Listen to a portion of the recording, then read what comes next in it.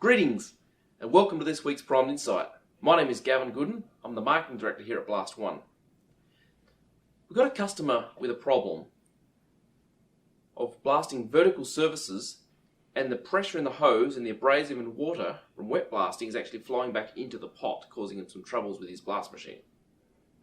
So what we've found and what we recommend is when you're blasting vertical surfaces is to calculate the height that you're blasting at, and you need 10 to 20% of that height for the hose to run flat on the ground. So for example, saying you're blasting a tank which is 50 feet high. That means you need 5 to 10 feet of blast hose on the flat ground before it goes vertical. This will give the abrasive and water that's in a wet blasting system somewhere to go when you stop blasting. We trust your help helps you on your next elevator project. Thanks for watching this week's Primed Insight. See you next week.